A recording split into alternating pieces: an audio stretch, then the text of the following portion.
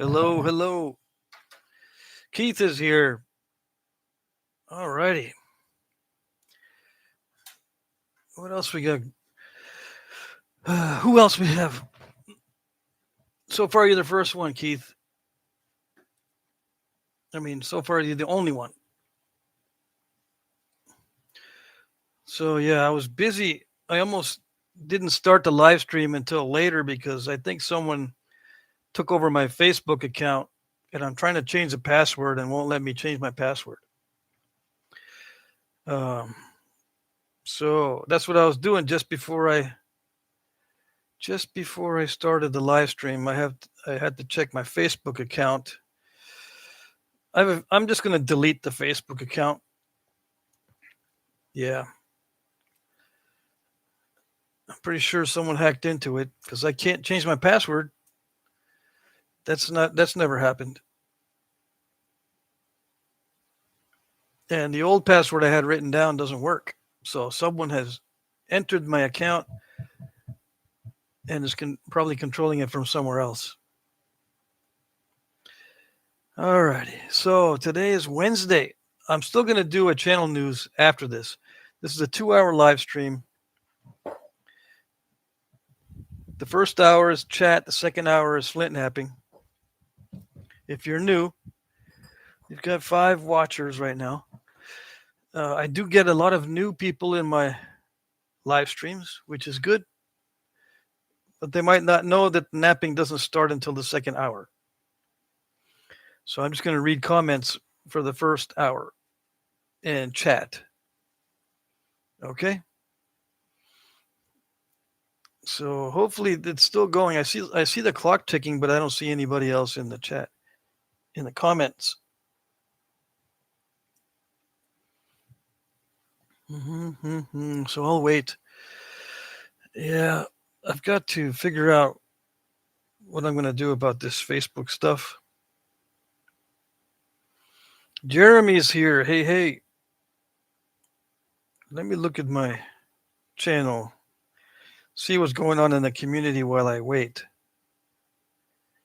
You got 9 viewers.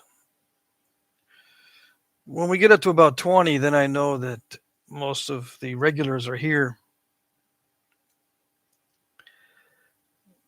Michael Bonnet is here. You made it on time on Wednesday. Yeah, Wednesday's a pretty good day for most people. And we get some internationals in the house too because it's not like midnight for them. For example, the Monday live stream is usually when we get the second largest amount of internationals because it's not as late as the Friday live stream. So on a Monday, I think it's like past midnight for most of the people in Europe. Alina's here. Hey. And she's from across the entire world, on the other side of the world right now. So I was just talking about international viewers. All right, so let me check my community. We got some pressure flakers, homemade tools. Michael or Mikael. Hello.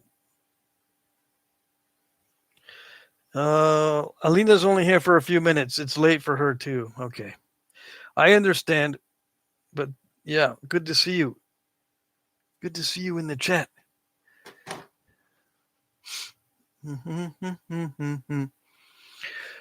So usually in the chat we talk about anything, but I'll try to answer questions in real time. That's one of the main advantages of the chat is we can communicate in real time. We can ask questions and get answers right away. Or chat or just ask anything. It doesn't have to be Flintknapping related. Yeah. I've got the window wide open. Usually I don't do that. Let me close the window. I mean, I got the shades wide open. Let's see. Oh, I know. I could probably leave the shades open. What I normally do is I have I have large lights set up for when it's dark outside to imitate the open window. But now there's lots of sunlight. The only problem is I might get that sunlight directly in my face as the time nears 4 p.m. Anyways, Keith Callahan is here. I napped a snowflake obsidian this morning and it made a necklace. All right. Cool. Snowflake obsidian. I only think I've had experience with snowflake obsidian one time. I had one snowflake right on the edge when done. Cool. Are you going to post a picture somewhere?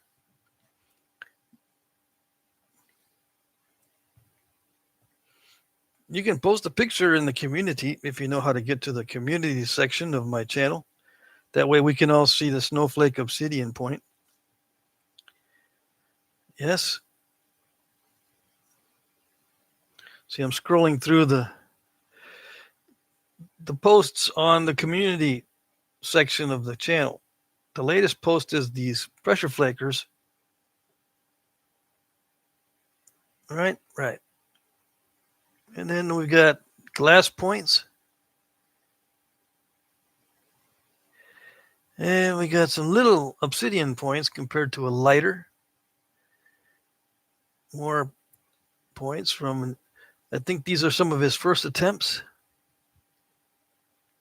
Let's see. This is from Prairie Ghost Ken. He actually has a channel. I got to check out his channel. Ken is here. Hey. Keith Callahan says I don't have Facebook. Yeah, I'm going to get rid of my Facebook. I think someone hacked into it because I just tried to change my password and I wasn't able to. So I've got to figure out, first off, why am I not able to change my password? And two, what's going on as far as messages being posted that supposedly come from me? Not messages, but advertisements for weight loss or something. I don't know. I don't see any weight loss advertisements on my own timeline. Sometimes I see those on other people's timelines. I'm thinking of just deleting Facebook. Although I like Facebook Marketplace because it shows me pretty good stuff. It's better than, I think it's easier to use than Craigslist. Keith Callahan says, can I post from an iPad? That's a good question. If you can see the community from your iPad, you can post. You just go to my channel. Go to my main channel page with the glass arrowheads, and there's a button that says View Community. Right? You should see that button, that big long button right there. You press that View Community, and then you go up here and hit Newest, and it'll put it in order from new to old. All right. And I think you can do that from your iPad. Ken says you can. Mikhail says, I have heard some say that hitting the indirect rod with wood is no good. Yeah, I said that. And others, if they do say that, they're correct. I have done it for the last week, and I must say I love it for the high quality flint. But how long is it going to last? How long is that? I mean, if you can keep changing out your billets because they get all nasty and splintery, if you can keep changing them out and there's not a problem, then yeah. But the more you use the wood, the harder you have to hit, and it changes the whole process.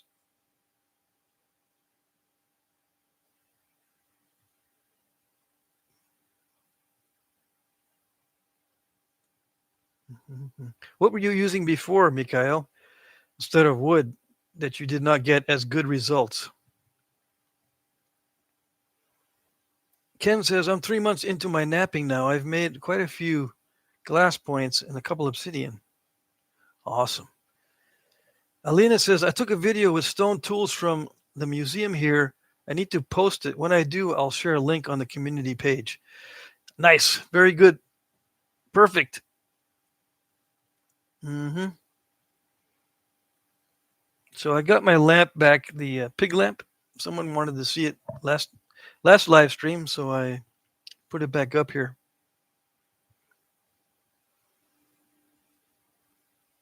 I use solid copper. Mikael said a solid copper billet. Just okay. Yeah, it's too harsh. Solid copper would be too harsh on most things. I like to use a solid copper or solid steel or a steel pipe when the stone is very difficult to knap. But when it's not difficult, I like to use a plastic mallet or an antler mallet. Cameron Parks, how's it going, brother man crafty? It's going pretty good. Yeah. I got a little bit depressed by the news lately, but other than that, yeah, it's going good. Oh, and I was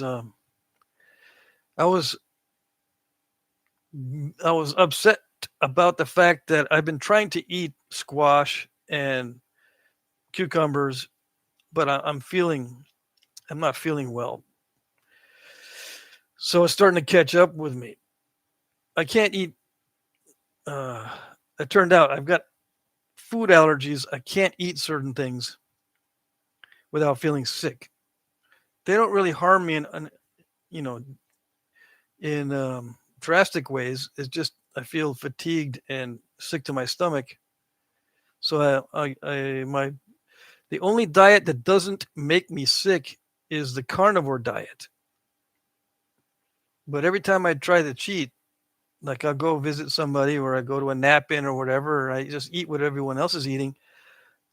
Or if I try to experiment with eating cooked vegetables like squashes and cucumbers and stuff, I feel sick.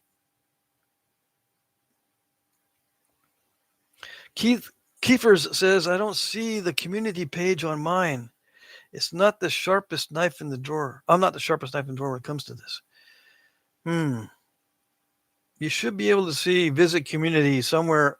When you go to my channel, you should be able to hit a button that says view community. Jeremy says, do you know you can withdraw from protein? Withdrawal symptoms? I've never been off protein. I've always eaten protein with almost every meal, even when I was Mr. Cookies, Cakes, and Candy. So I did not know I couldn't withdraw from protein.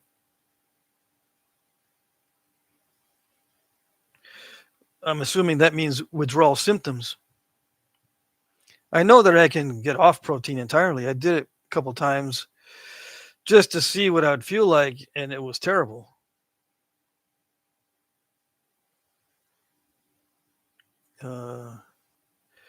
Cameron Park says squash can be a little unsettling at times, but other times it is awesome.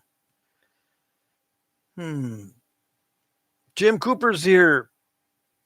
Hey. Styley Designs is here.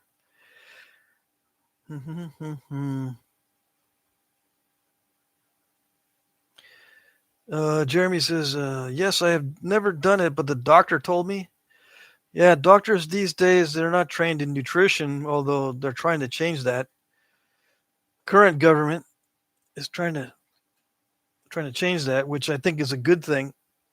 Doctors need to be educated in nutrition because my diet, and when I was married, we both had the same diet, me and my wife, and she developed type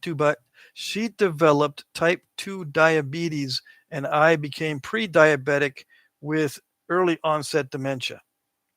And this was eating mostly carbohydrates, mostly fiber, fruits and vegetables with protein at the bottom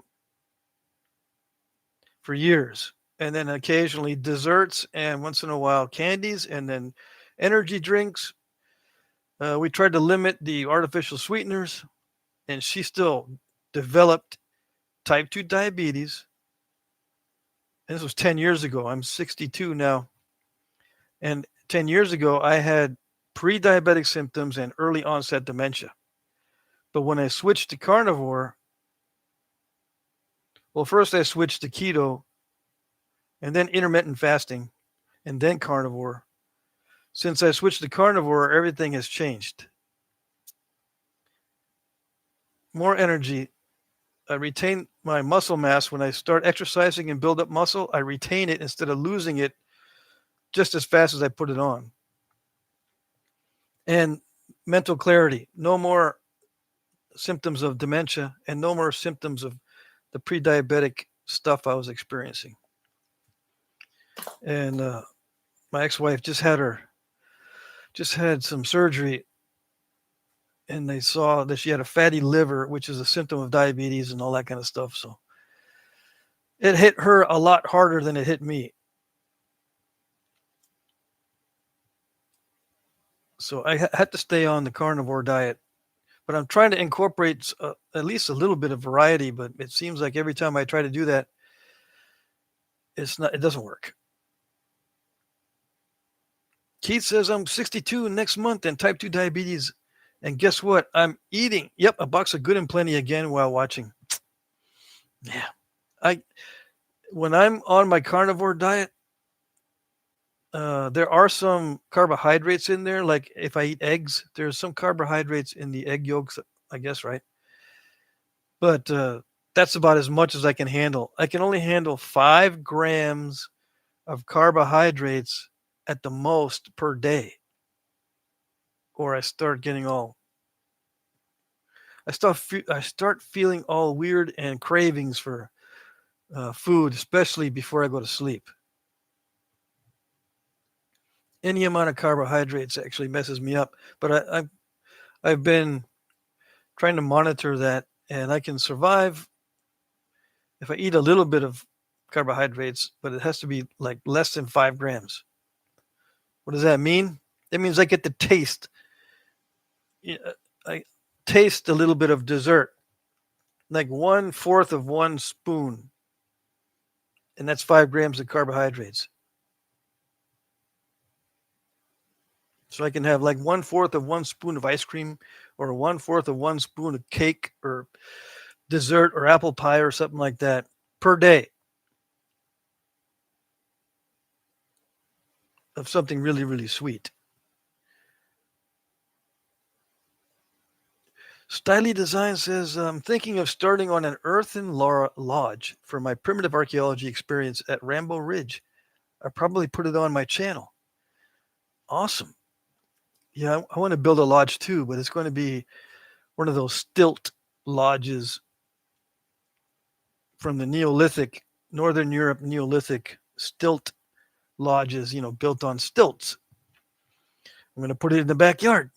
It's only going to be like 8 foot by 8 foot footprint. Small, very small. Yeah. But just enough so I can do stuff in there. And maybe shoot some videos from there. If you're watching, hit the like button. And I usually would like 1 super chat before I start napping. We still got plenty of time, but just as a reminder. The guys I normally see on Wednesday, a lot of them are not here yet. And I've got some pumpkins growing in my backyard that I got excited about. I'm going to cook one of them up and I'm going to taste it. But like I said, I can't have more than just a taste each day. But I'm going to do it anyway. Jim Cooper says you could do a traditional wigwam used by the Northeast tribes of New England. Yeah, I could try that, but I don't have the bark. I don't have access to large pieces of bark. Unless I do something illegal and sneak it from public lands. Keith says, anyone here ever watch Donnie Dust, the guy who naps with lots of stone and bone? He seems pretty good. Yeah, he's a fairly good napper. Yeah. Nothing advanced. He does a lot of showy stuff that looks like you would buy it at a tourist shop.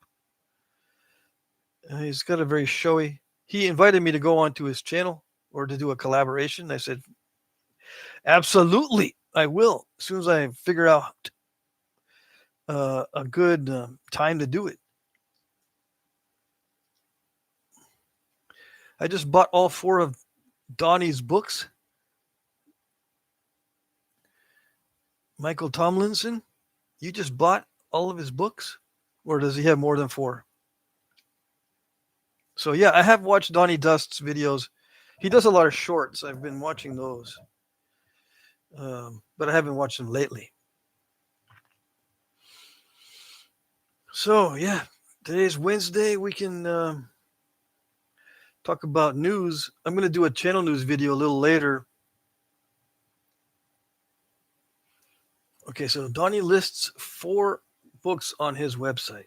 Okay. Every time I try to work on my book, the language is too complicated. I don't know how to dumb it down. Keith Callahan says he's not as good as you, Pat. Haha. I'm glad you think so. What are we napping today? Well, we got a choice. I've got some heat treated Oregon jasper, which is pretty nasty. This is a challenge rock that who sent it to me? I always get the names wrong. Okay, Brian Olson sent it to me. Heat treat. It's a challenge rock. It's not the best quality. Or more Georgetown. I got this from Danny Collins as a gift.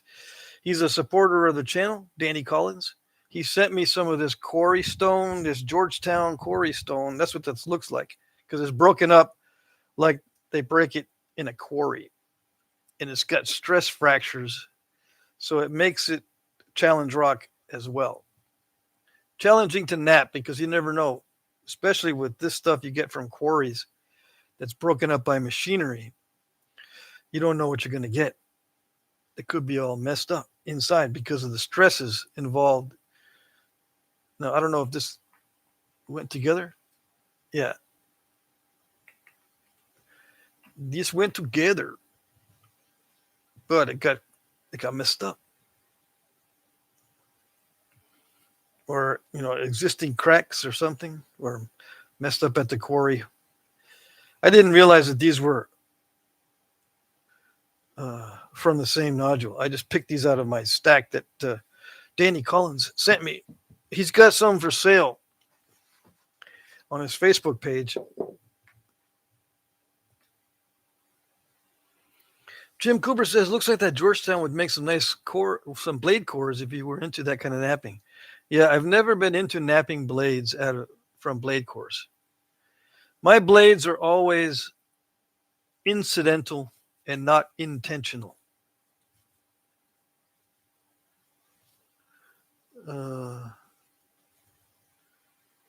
Let's see. Jim Cooper says, Donnie is good, but he has some misconceptions about what some of the science is around some aspects of flint napping. The water content of stone, for instance. Yeah. That's a common misconception. Yeah. Mike Mason says, hey, Jim Cooper, looks like that Georgetown would make some nice blades. Yeah. There's a guy, I keep thinking Peter Viking, but who is it that naps these blade cores? He's excellent. He has an excellent YouTube channel on napping blades from blade cores with a vertical punch. And he's one of like 2. Let's see. One of 2 YouTubers that does these blade cores. He lives in Europe.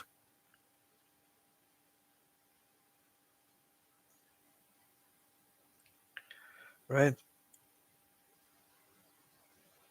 Yeah, Peter Viking.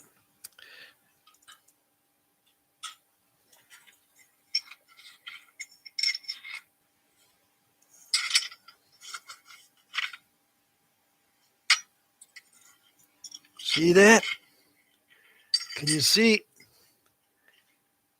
Vertical punch. It would take me 10 years to learn to do this. So just watch his videos. Okay? What is it? What is his channel? Here, watch his channel 24/7 and don't bug me about it. He only has 789 subscribers. He should have 10 times that amount because people keep asking me about this stuff. All right, so mark it on your refrigerator, on your forehead, tattoo it on your hand, whatever it takes. So you won't bug me about that stuff. It would take me 10 years to learn this the way at his level. Okay? Peter Wiking with a W. Wiking. Peter Wiking. Okay? Hopefully that puts it to rest, but I know it's not. Someone's going to ask me next week, can you do a blade core video with blades? Okay. He's from Sweden, so Mikael knows. Good. Nap Yucatan is one, said Jim Cooper. Yeah, Brother Ben, I haven't seen him in a while, though. Scott Lauer is here. Alina says, measure the pieces. What are we looking at here? Do the challenge today, like the color of it. I like the color of it. Measure the pieces. You want me to measure these now or after? I'll measure them after, I suppose.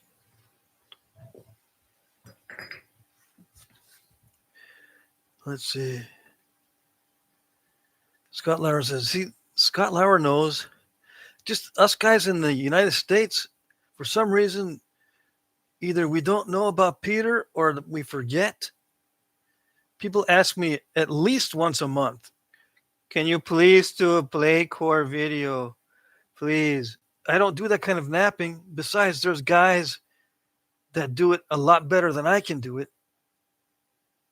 Why are you not watching their channel? It's not easy to find their vids, says Alina. I should ask him if I could repost his vids on my channel. That way people can find them. Sometimes you can repost, or if you have permission from the YouTuber, you can share videos. So he's from Sweden. You should be able to see. All YouTubers should be able to see all YouTubers. Yeah. If not, something's going on. It's a little bit screwy, I would say. I can't imagine why you cannot see.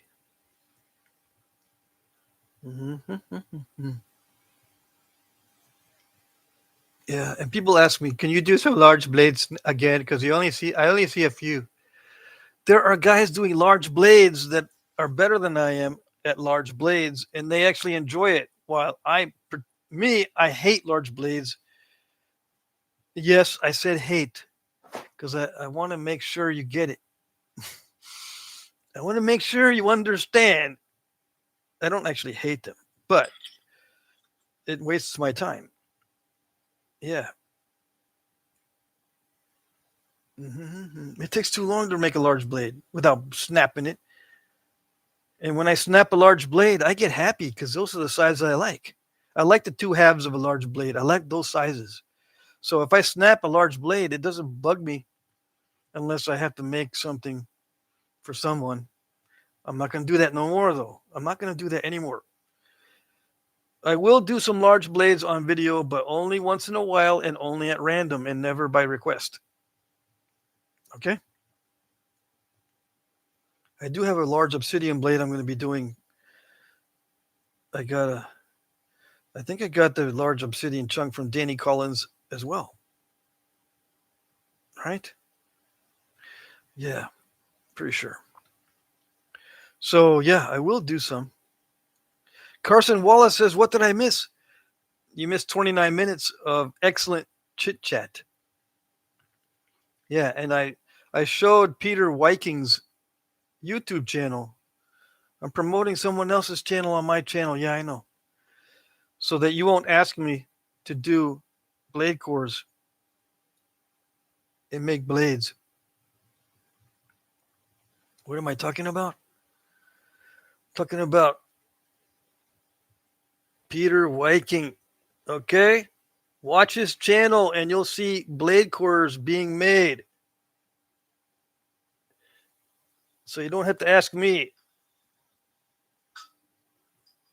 It would take me many years to learn to do this.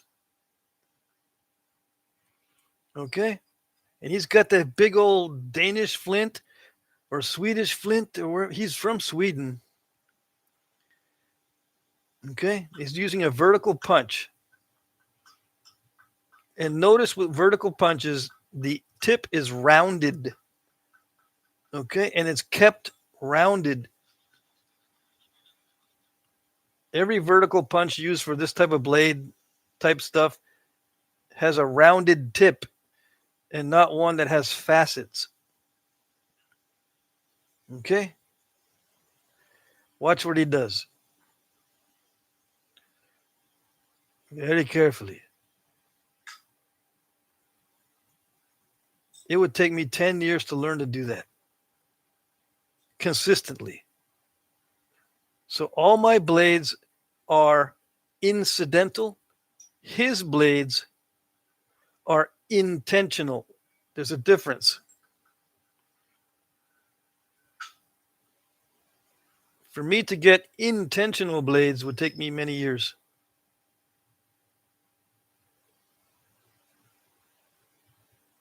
Okay? All right, that's what you missed.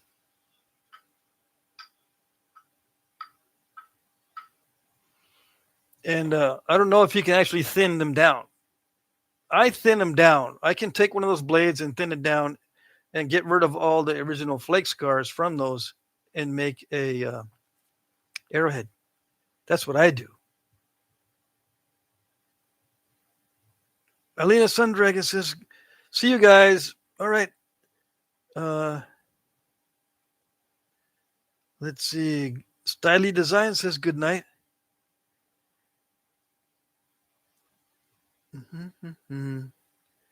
You only meant to put in the emoji and not the letter? Okay. Keith Callahan says, I believe I watched him before, and from just one rock, he got like 70 blades from it. Yeah. Yep. Sounds pretty good. Sounds like one of the videos I watched that he did. Yeah. So I should bookmark that, but I got to bookmark it. Not bookmark it. Save it to my clipboard on my other phone, if I remember, so that I can post it every time someone asks me that question. Here, watch this guy. Really? I've been on YouTube for 15 years. I've never seen him. That's because you didn't type in what you're asking me as a general search. You can type in, can you make blades from a blade core? You can just type that question in, and then YouTube will suggest videos that have blade cores.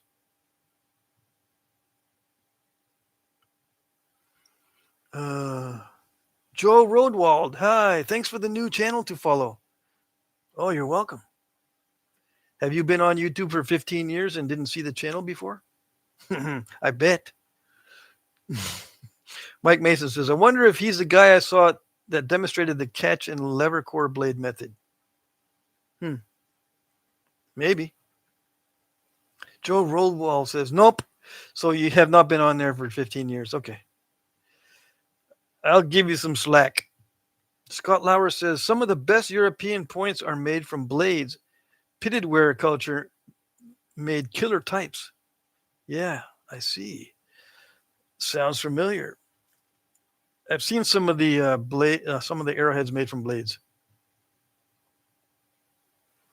Keith Callahan says, yeah, I'm going to type in how to get on the community page after today's show. Okay. I showed you. You just go to my channel and you should see the view community button. If you go to my channel, Just keep looking and looking and looking until you see the button that says View Community. Or just hand it to a 10-year-old and okay, it's right here. Push the button.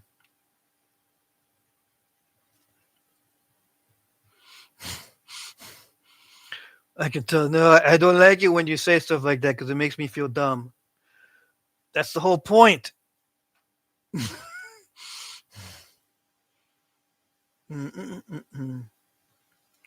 Let's see.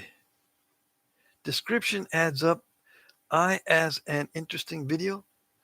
Mike Mason, you need to type in slowly. Type your responses slowly so that I can read them. Mikael says, I found a flint core cone on the field 14 days ago. White flint. I don't see a lot of that. Interesting. Mike Mason says, crutch and lever. I'm a bad speller today. Crutch and lever.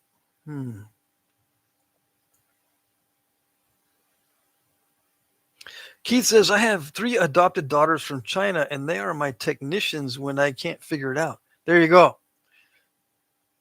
Yeah. Jim Cooper says, I participated in a blade core study experiment thesis for a Berkeley grad a few years back. Really? Did it work well? Did they make blades? Or did they just make little flakes that might pass as blades? Scott Lauer says, I find small blade cores. They were only taking short blades by me. I see.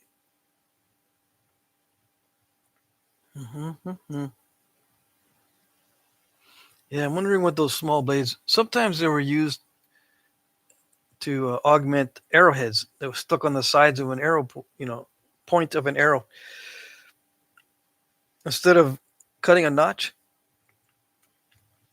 in the shaft, they would glue portions of flint blades and flakes to the shaft, and that's it. To make arrow points, they would glue blades on the sides and on the top, on the tip, with very little variation or very little modification. They would just glue the points to the sides of the shaft. Not the points. They would glue the blades to the sides of the shaft.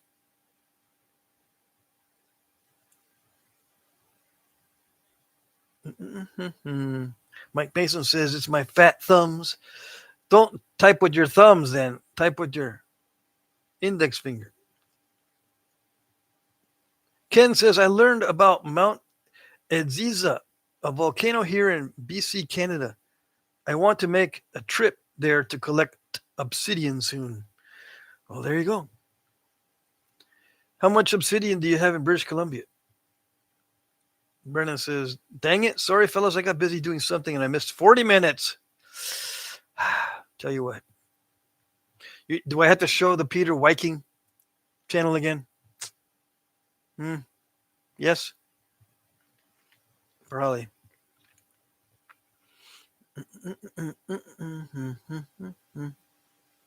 I can never type with my thumbs when I'm on my phone.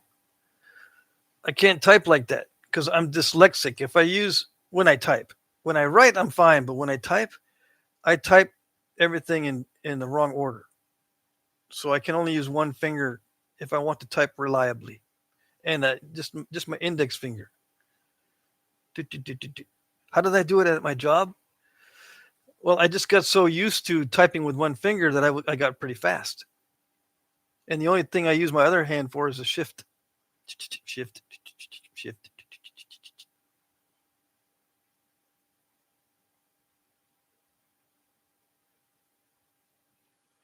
Let's see.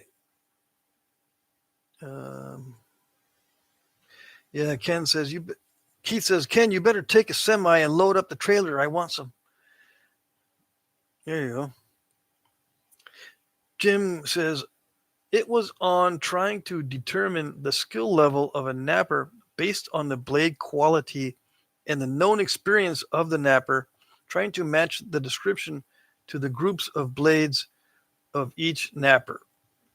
Yeah, that's a hard thing to do. I don't understand how you would gather evidence to prove that.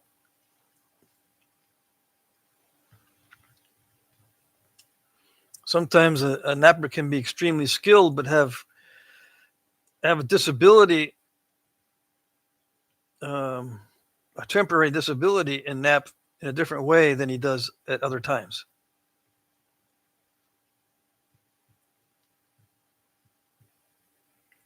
You know what I mean? I mean, the blades that you saw could have been napped by a highly experienced napper, but the blades weren't all that great. And it also could be the other way around. It could be a guy with a very genetic driven talent, hand-eye coordination type talent that's fairly new and not all that skilled, but was able to produce some good quality effects. But his skill is not as great as the other guy who's having maybe some vision problems or something and couldn't nap like he used to. But still skilled. You know what I'm saying?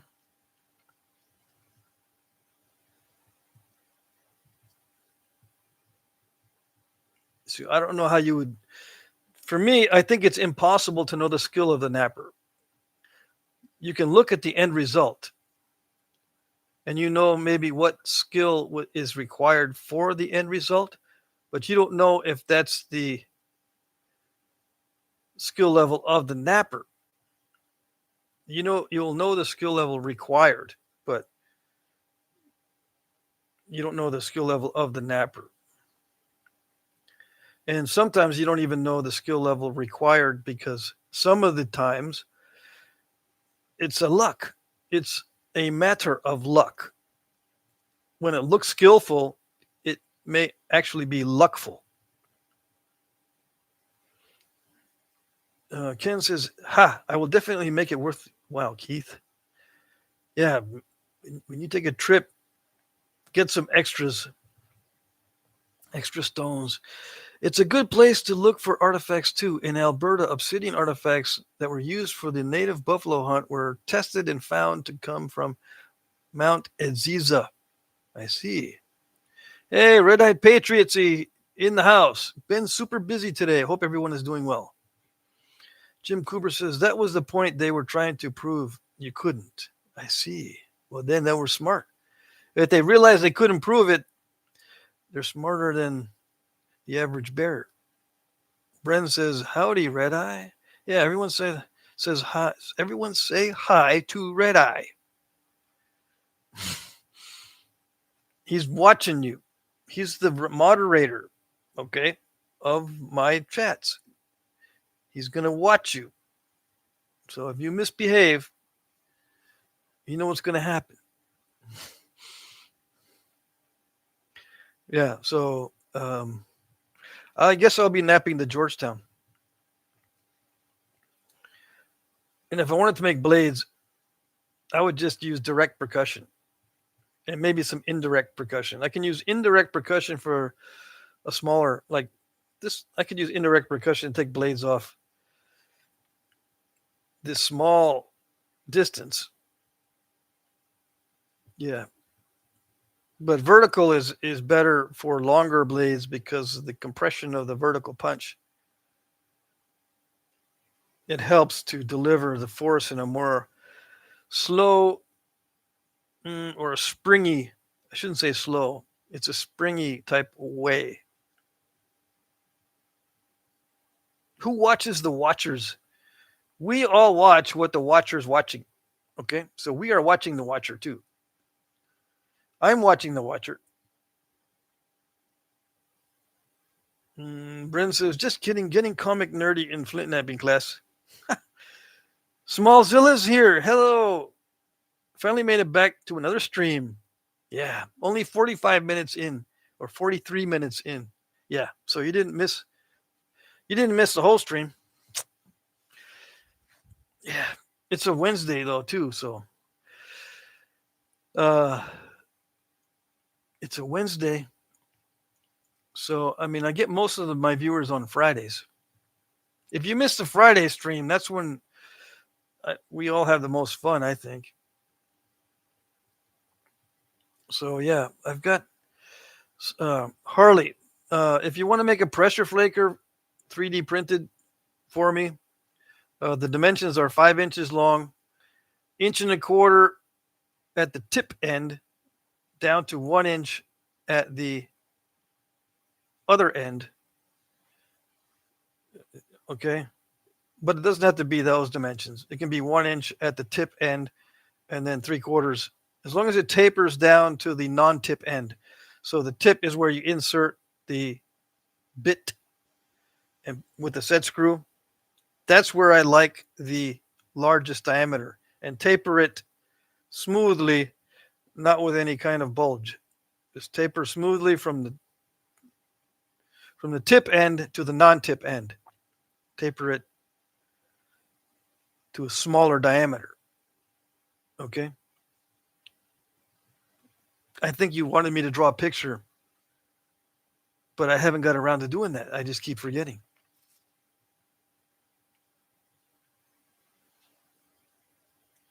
Jim Cooper says many may. Okay, hold on a second. My hands are starting to itch to get back on rock. Unfortunately, I'm likely still a few weeks away from being able to do it. Okay. Yeah, because you've had some surgery. JF Baird is here. Happy hump day, everybody. Yep. Mike Mason says, you're starting to pile up Cahokias, Harley. Missed the video, you broke one. So I haven't seen Harley's latest videos. He says, got some notes taken for you, Patrick. I'll see what I can come up with, and I'll send emails your way when I got some draft renders made. What about texture? Need anything for grip? No. No texture. In fact, all my pressure flakers are smooth. I've never needed any texture on any of the pressure flakers. I have needed some grip texture for the solid metal billets. That's the only time I need like to wrap tape around it. Like I've got solid metal copper billets now, and I have some difficulty preventing them from slipping. So I think I'm going to wrap these with tape. They do slip when they're solid metal, but that's the only thing that I need texture on or some type of grip. These are solid copper billets. And I'm going to round the ends off a little bit more on one side of each of these. Okay. It doesn't matter now. I leveled them both off. This one has been cut at a slight angle, so I think whichever is the worst angle, that's what I'll make it more round. And then I'll flatten the other side completely and just put a slight chamfer around it. And I have to keep grinding that chamfer so that it doesn't form a burr. I don't like to have burrs on these billets. No burrs on the billets. Nope. Burless billets.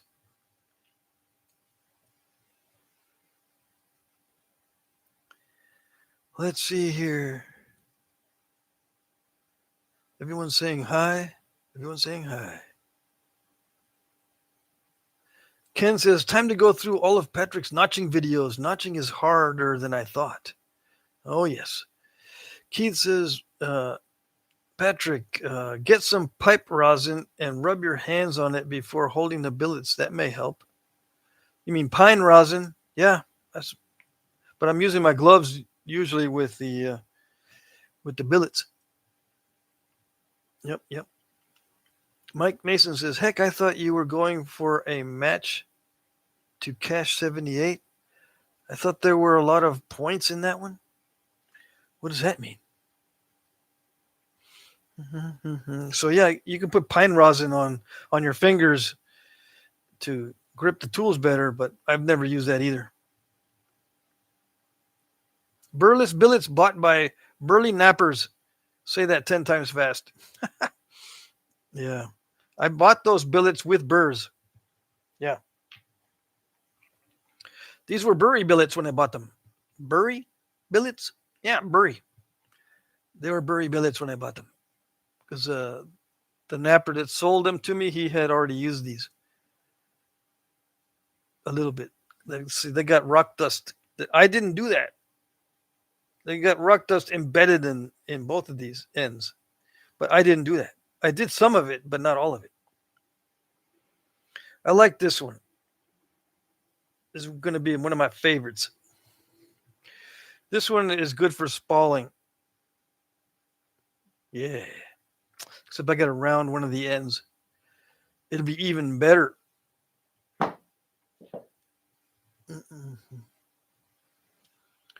Smallzilla Harley says, Mike, I thought about doing a whole series of making 10 of each type of found in Mound 78, but I could see myself getting burnt out.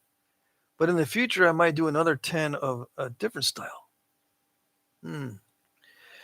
Red-Eyed Patriot or Michael says, I'm a fan of billet percussion.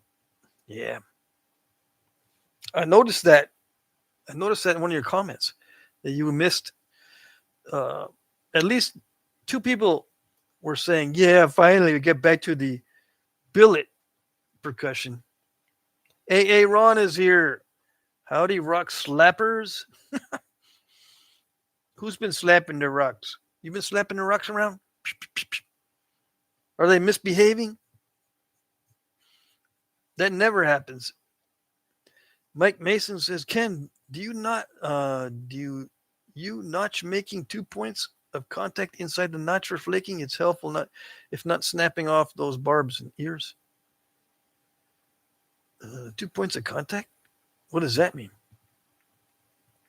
Harley asks, Patrick, for context, I have been doing a point cache series where I make a Cahokia point using bottle bottoms a friend gave me, trying to strive for symmetrical point clones. 7 out of 10. Well, that's cool. Yeah. You're trying to do it the way they used to do it in the past? Amazing. In the past, they used to make them in sets instead of one-offs in most cases. How do I know this? Because they would make more than one arrow at a time. How do I know this? From accounts. And Ishi, the Indian, used to make 5 arrows at a time. At the minimum. And that means 5 arrowheads. They were not just one-offs. Let's see. And they were not always the same exact size. I gotta say that the arrowheads that were made by Native Americans and other arrowhead makers were not always exactly the same size. Sometimes they break the tip off and they go, oh well, it's going to be shorter than the other ones. Sometimes they would blow out a notch and that notch is really huge, but oh well. Move on. Next.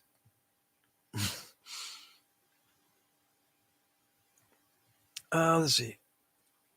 How do I know this? Mainly from Ishi the Indian, the way he would make his arrow sets and arrow points. But there are other eyewitness accounts of how Indians were making their arrowheads. And there are caches and evidence from archaeological sites that these things were made in sets and that these were not always exactly the same size. But you can kind of tell that they were either the same napper or the same batch of nappers that were napping in the same way.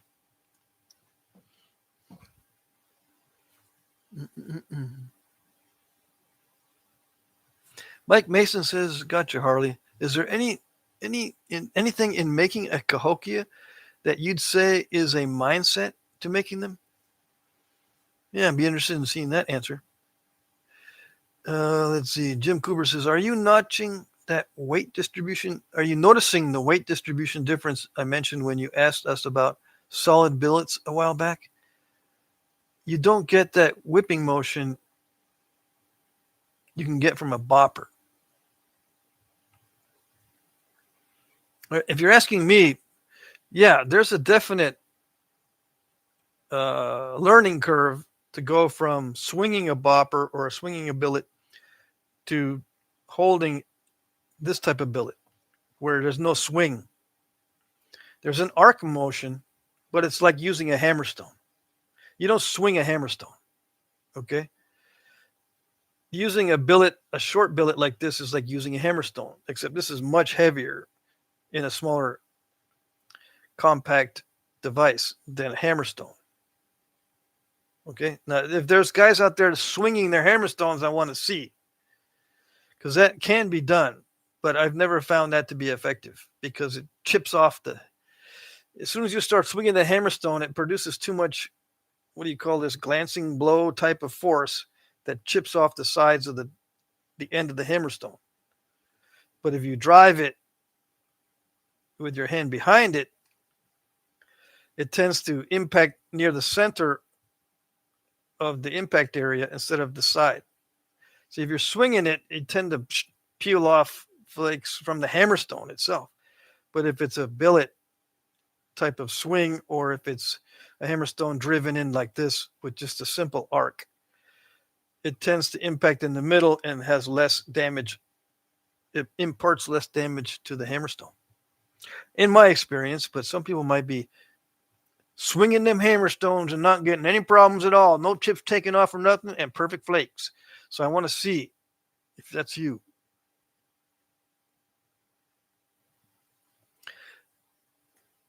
Michael says, I finally sold a couple of arrowhead necklaces.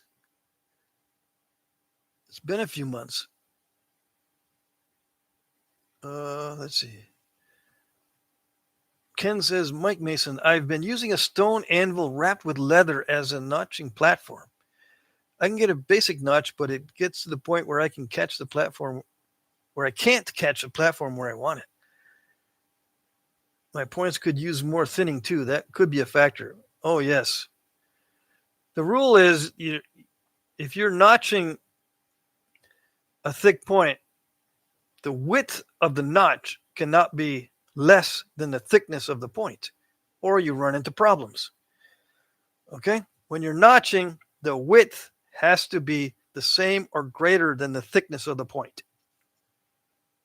Get it? If you try for if you try for more narrow notches than the thickness of the point, that's when you run into these problems of stalling, snapping the whole point in half at the notches, using the notch-o-matic to blast away and completely explode your arrowhead, that kind of thing. Mm-hmm. Smallzilla says, Patrick, I had a question for you. Awesome. Where is it? Let's see. Whoops. Hit sent way too early. Okay, hold on. You didn't finish the question. Okay, I'll get back to that in a minute. A. Ron says, I made some 3D printed pressure flakers that use a collet to hold a nail. It's great because I put a long nail in it and pull it out when I need to. Cool. Jim Cooper says, I know I have found success in using those facets that develop in a hammerstone for different kinds of flakes. All righty. A little bit too technical for me in my style, but I can see what you're saying about that. Stephen Campbell says, is that a Christmas tree? Yeah, it is. It's a Christmas tree. But no ornaments except one from Mike Tufts. That's from Mike Tufts right there. It's an urchin with wooden. It's got turned wooden ends on there. But yeah, it's a Christmas tree, and the lights come with it. It's an artificial Christmas tree with the lights already in there, but no ornaments. Why do I have it back there? Because that's part of my decor. Believe it or not, it's up all year. I don't want to put it away and then have to take it out and put it back and take it out, put it back. I do put away the ornaments and then bring out the ornaments in December. I decorate it beginning of December. All right. Harley says, Patrick, my question was if the native groups had any particular preferences for certain stone types, or if they just used what was available. Were they picky? Were certain cultures picky? From what we can tell, yes, they were picky. However, they were picky about what they were picky about. For gifts, they were picky about the stone because you can tell that they didn't use those fancy ones. You'd find them in almost perfect condition in some cases out of the fancy stone. Why is that? I guess because they weren't being used. Uh, for instance, alabates. When you find alabates artifacts in the archaeological record, and I've seen these in different collections, they tend to be not very used up. They tend to be in good condition when you find an alabates artifact. And that could include scrapers as well. They tend to be in good condition. So they were picky about what stone they were picky about. They would only use that certain stone for certain items, and then they would protect those items, either as special gifts or as a keepsake for themselves, and only use it once in a while, that sort of thing. Now, for making certain points, they say that a lot of exotic points, a lot of exotic stones were used to make Clovis points, and that they tended to prefer to use exotic stones for Clovis points. But I think what they're doing is they're cherry picking. There are Clovis points made from exotic stones, but I think Clovis points were made from everything. So if they find a Clovis point made from an exotic stone, it gets a lot of attention, and they forget about all the other Clovis points made of cruddy stuff. And they go, look, it seems like that culture used fancy stuff for Clovises, and that culture used fancy stuff for Clovises, and that culture used fancy stuff for Clovises. So the conclusion is fancy stuff was used for Clovises.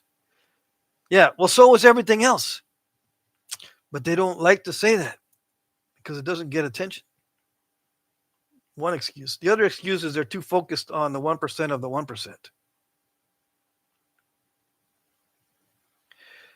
Yeah. Uh-oh, it's time for napping. 3:01. Yes, the second hour. People have showed up. I can see that there's differences in the amount of people watching in the second hour. I usually get about 10 more viewers in the second hour than I do in the first hour. Only 10? Yeah, only 10 because I'm obviously not that educational. Except I think some of them dropped off.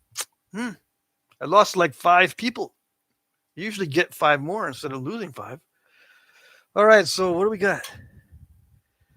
We got Georgetown. For those of you just joining, I'm going to ignore the chat for a little while.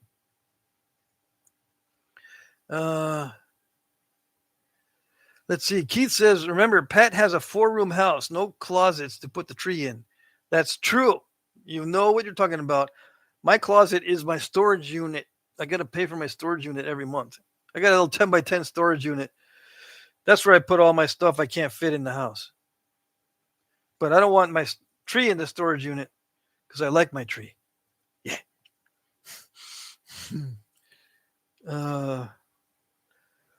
Let's see. Woohoo, nap time. Yep, it is nap time. I'm going to be napping. It's time for me. And I just got 5 more viewers. I told you. All right, so here we go. What are we going to do? We're going to do copper on Georgetown. Why copper? Because that's what I'm using currently. Solid copper. It's like 11.6 ounces or something. 3-inch long by 1-inch diameter. This is my go-to. I can use a thicker one here, 3 inches by, I think that's 1.25 inches. No, 1.5 inches. But I'm not going to. This is my go-to. All right, so here we go. My first blade. Yay. I thought you said it's going to take you 10 years to learn to do that. To learn to do it like Peter Viking does it. Yes. Who is Peter Viking? If you want to know, just ask me again in the comment section. I'll give you the link. Otherwise, just rewind the live stream and you can see when I posted it.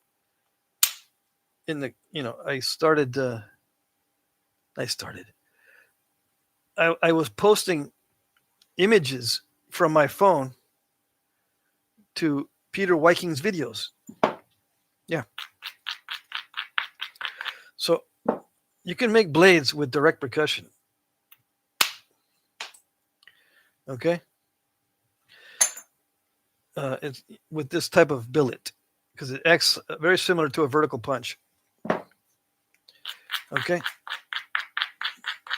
Why am I starting that way?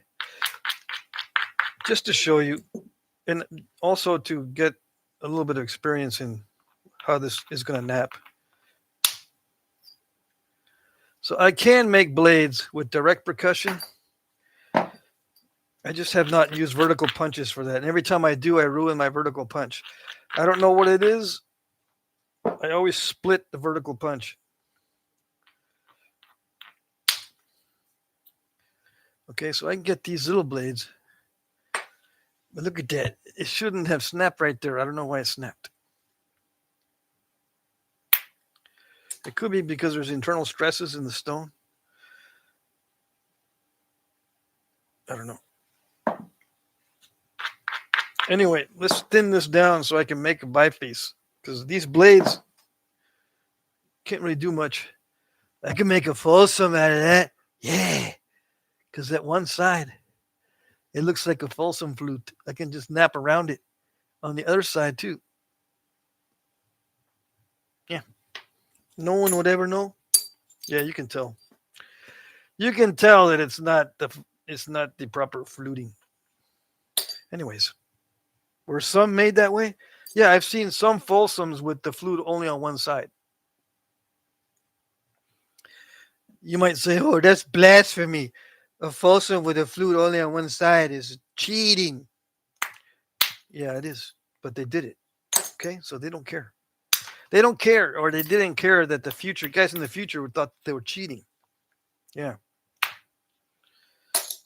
It helped them get food. That was it.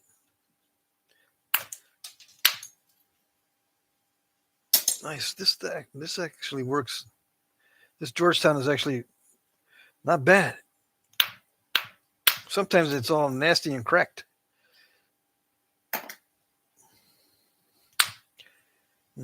Yep. So I'm going to try to make a biface out of it. So I'm going to be trying to preserve the width and length and not make little blades. I just wanted to demonstrate a little bit. Okay, just because you guys are not probably going to go visit Peter Wiking's channel.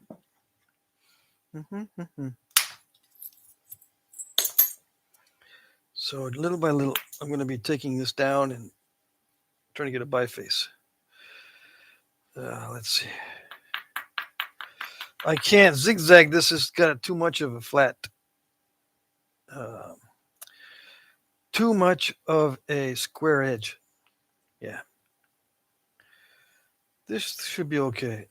I need to get rid of this side because it looks like it's all crunchy right there. Let's take some blades off of this sort of. Yeah, this is all kind of crunchy, so I might not be able to get a good platform set up anywhere along here.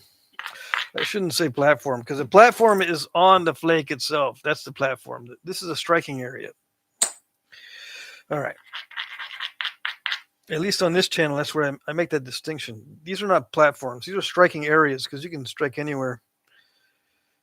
You can strike what looks like what some guys say it's a good platform, and you can strike on what some guys say it's a bad platform. You can strike anywhere. Okay? It doesn't have to be a perfect looking area to strike on.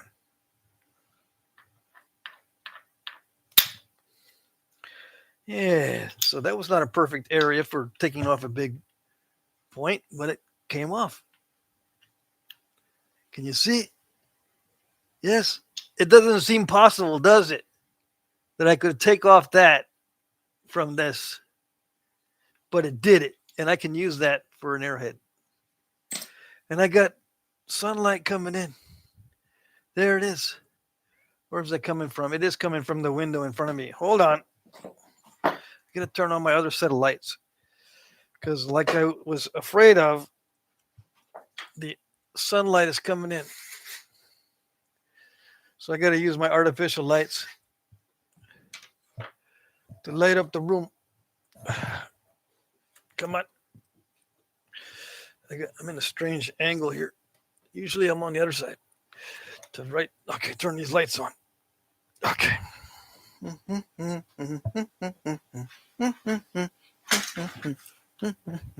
As I was saying before I was so crudely interrupted, I can make an arrowhead out of this. And it looks like it's not cracked. And I got this Georgetown from Danny Collins. He's got some for sale right now. Or a bunch for sale. So I'm just going to keep whittling it down and see if I can get a biface. Yes, not a bad chunk. Let's see if I can get a better striking area by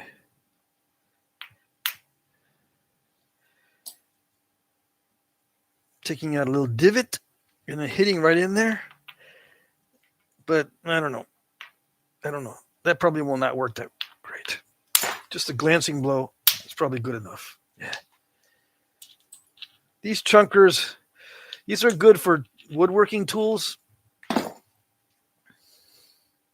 scrapers, and chisels. So I'll save these because I'm going to eventually set up a stone tool workshop. These are good for tools.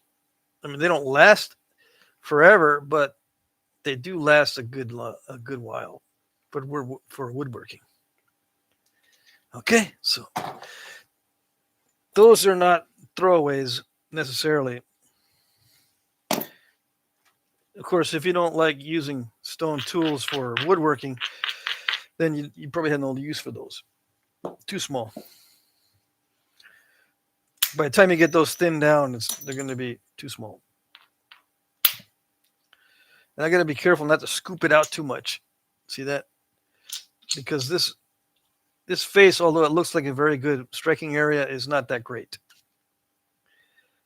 A lot of times it scoops out too much. So I got to be careful. And even after all my experience, I make mistakes that are what I call newbie mistakes. Too much scooping is one of those newbie mistakes. But it just takes a little bit of tweaking to get a better result. So don't think it's... if you're doing that, don't think that you're alone or that you're lame, because even people with experience will do that if they don't get the angle just tweaked just right.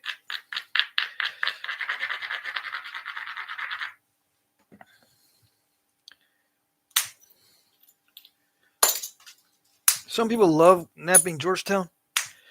I have learned to have a love-hate relationship with Georgetown. Yeah. I love it when I'm not knapping it.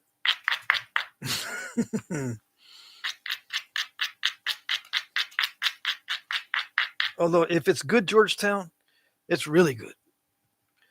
Yeah. And can I make a square axe? I've been asked many times to make a square axe. There's a guy that makes square axes on YouTube. I got to find his channel and then make sure I tell you the channel name.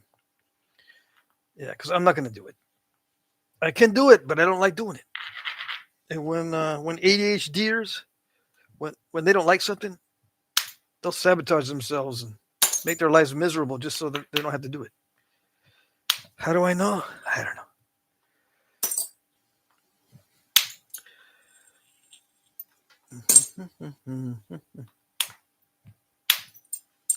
Come on. There it goes. See, I can make something out of that. It's knapping really well. So I can make something out of that. It's straight enough that I can just knap around the edges and be halfway done before I get all anxious. Is Georgetown snapping halfish? It can be, because last time I was knapping Georgetown, I snapped some of it in half on one of the other live streams.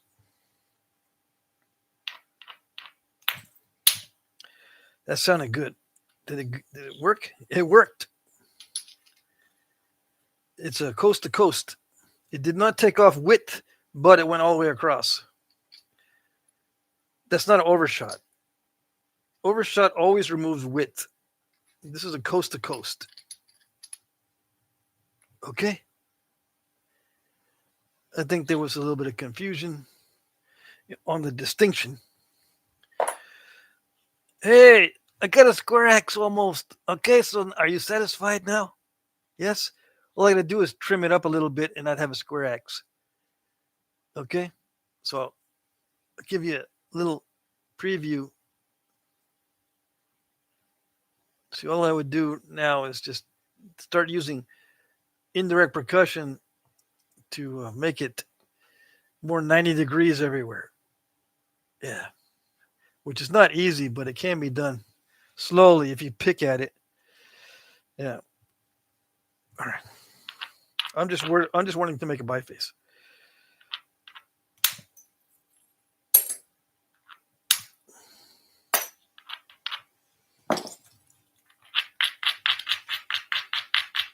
And I'm doing glancing blows with this billet.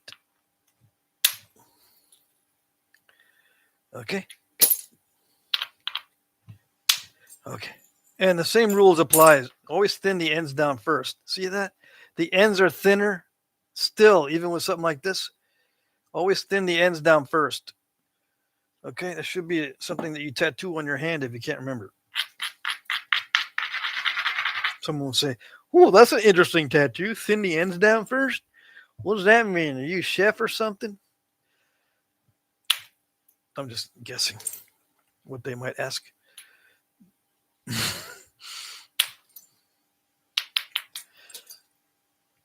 Do chefs thin the ends down first? I don't know. Okay, I'm getting to the point where I'm scooping too much. I need to switch to indirect percussion. Yes?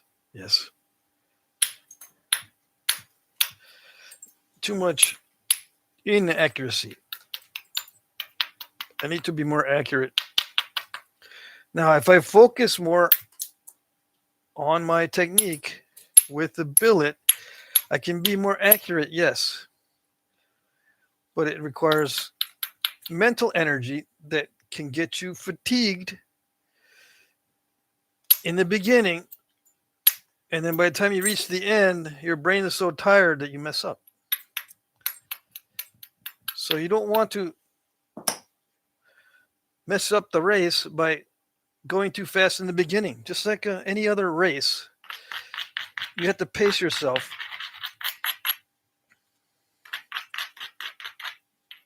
And don't do too much in the beginning. Because the ending is the important part. The home stretch is the important part of the race. You don't want to be all exhausted on the home stretch. Yeah. You want a strong finish in both races and in napping and just about any other sport activity. You want to be at your best at the end.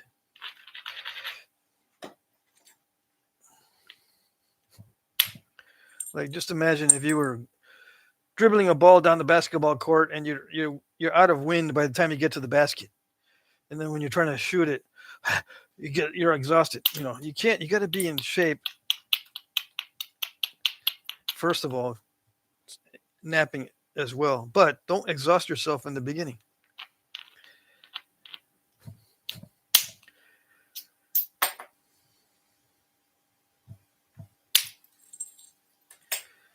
And yeah, some guys can nap all day, and they've developed their endurance to nap all day.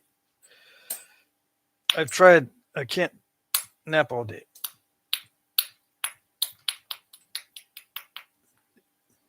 I get burnt out before I get the endurance. Yeah. I suppose if I did not get burnt out, I could develop the endurance to nap all day. I'm not saying it's impossible to do.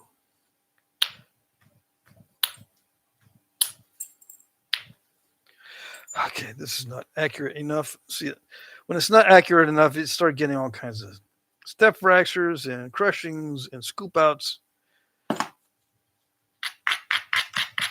Besides, I think I'd get better results at this stage with a rounded end. See, the first stages I could do this flat end, and then toward the refinement stages, I would turn it over and use a rounded end as an example. Or I can use the rounded end for the whole thing, or the flat end for the whole thing.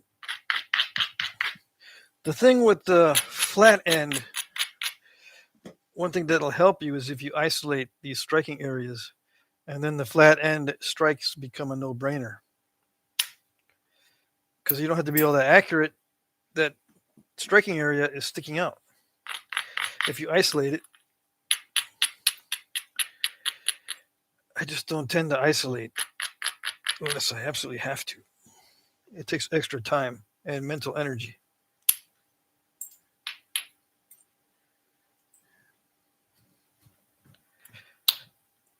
I like to finish strong, or, be aware that I don't want to exhaust myself before the finishing stage. Because all that work in the beginning is wasted if you exhaust yourself.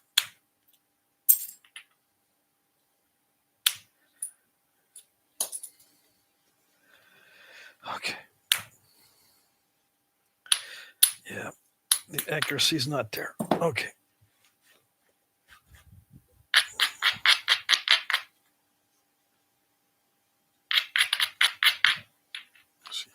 Gotta find a way to hold this. There we go.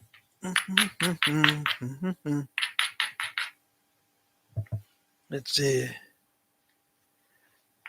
Frodo Joe is here. Bushy is here in the house. Danish Flinthead does the square axes. Okay, remember that. Don't ask me to do a square axe. Go to Danish Flinthead's channel.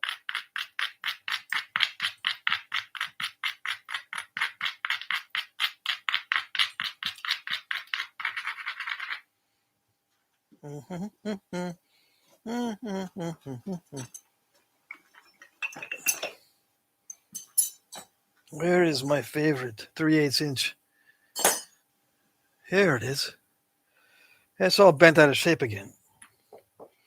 Dang it, I don't have my straighteners. Oh well. I have 2 hammers I use to straighten these out. Just use the copper billets, dude. Okay. I'll use the copper billets. Thank you for reminding me.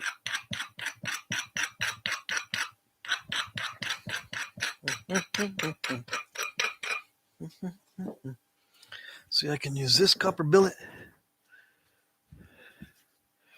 Let's see which end got all messed up. Okay, this end.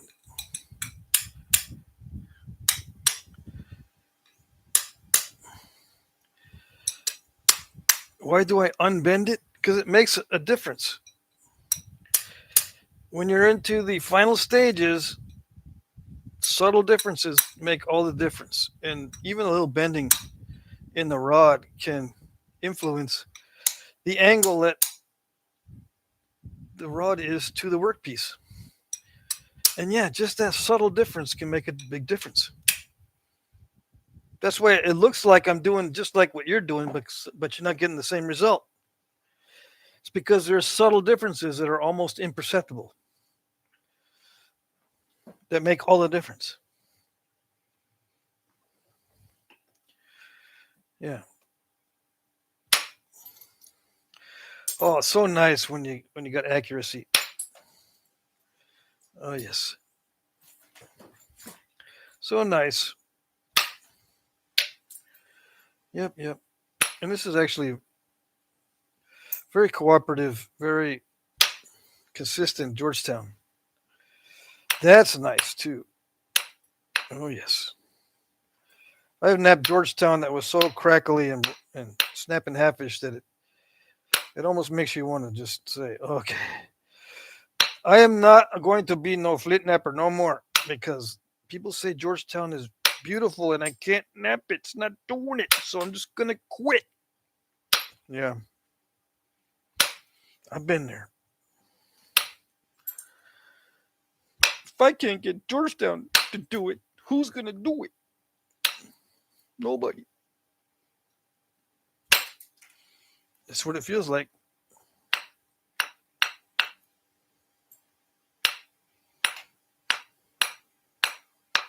A lot of people say, oh, Georgetown's so great. I don't know.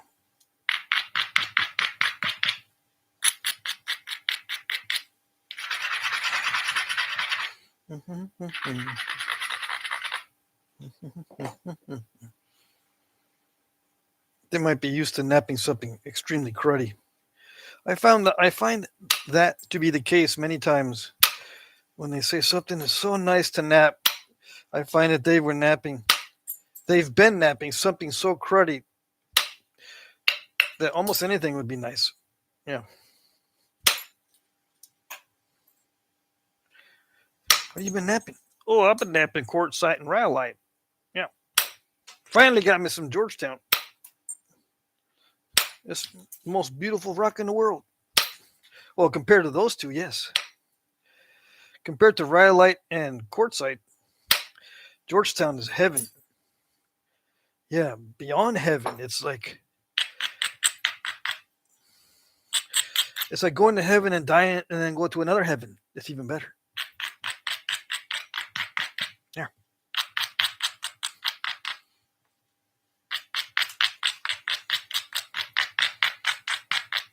Mm-hmm. Yeah, you don't die in heaven, dude. I know. I'm just trying to come up with a comparison, okay?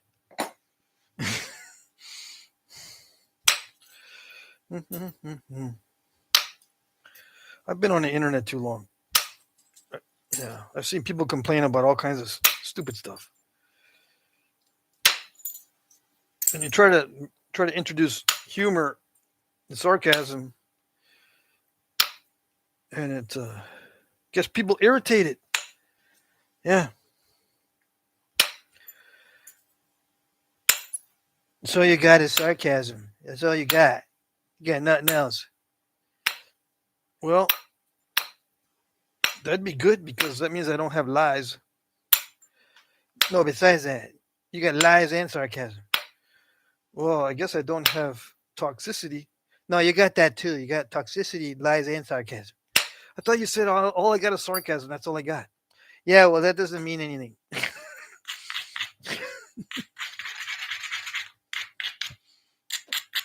I know it doesn't mean anything. I just wanted to hear you say it. And then there's crickets. Mm-hmm. How do I know? I don't know. Okay, let's see if we can get this looking like a nice biface. All right. And not too much time. There's a little bit of a defect, but that's it. Everything else is consistent. It's a good piece of stone. It turned out. And I got some good arrowhead flakes. Yeah. I got some flakes I can save. They're not all crud flakes.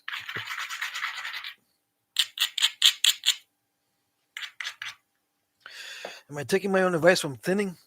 I tend to leave the base thick just because I've learned to not thin it too much. For some of the Texas points, especially like the Martindales, and some of the other points that have thick bases, thick stems. But I do need to thin this down before I get in trouble. So my default shape is a teardrop shape with a slightly thicker base than I needed. Just so I can have the option of making one of those thick stemmed Texas points. Although I think there are several other types in different areas of the country that have thick stems. Like I think dovetails have a thick stem. It's just one example. You need a thick stem for thinning the Clovis points.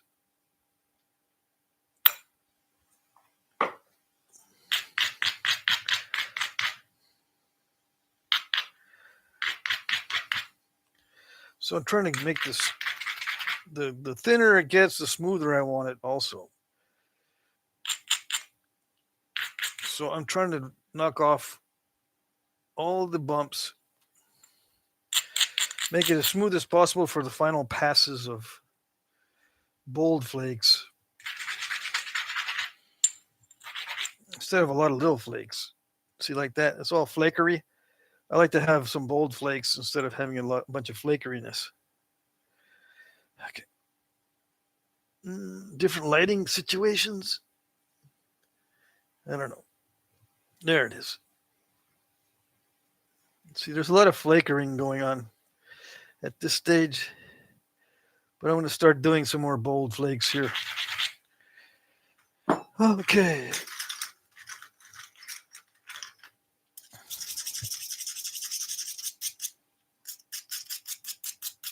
Oh, I bought some new files, but they haven't come in the mail yet. And hopefully they're bigger than these little bitty diamond files. I bought a couple of bigger ones, so I don't have to keep using the grinding stone, the abrader. The big old abrader, I can just use the little, comparatively speaking, the little files.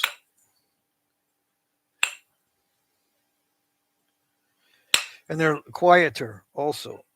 Someone was complaining about the loudness of the abrader. I said, okay, I'll work on a solution. I don't know exactly what I'm going to do, but I'll see if I can come up with a solution. I think the solution is just get some bigger diamond files. That way you can listen to the video with voice without having to keep turning the volume down during the abrading.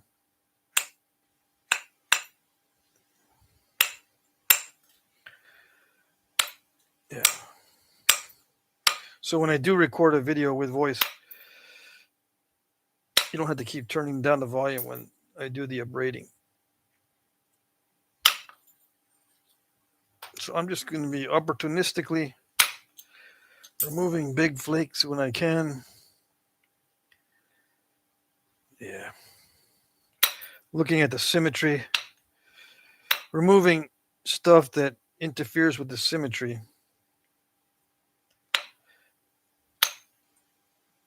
Without removing too much of what I need. I still need some edge. If I want to make it thin, I still need a good edge width to drive the flakes, because big flakes require lots of edge removal. Yeah, the little flakes, hardly any edge gets removed, but with these big bold flakes, a lot of edge gets removed.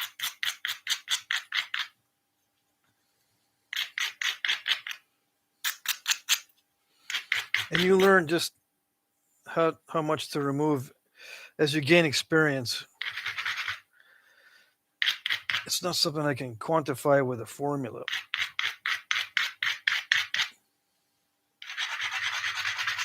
One guy asked me a while ago, how much edge is removed, or how much do you expect to have removed from the edge to achieve a certain thickness?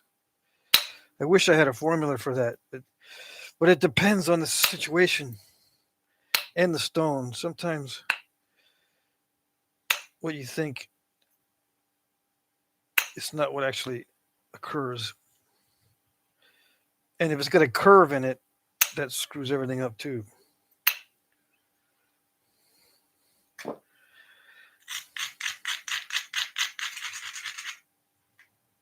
Screws up the calculations in your brain. But after doing hundreds and hundreds of points, you get the feel for it, and your brain takes over subconsciously, so you don't have to think about that stuff. That stuff is way too complicated.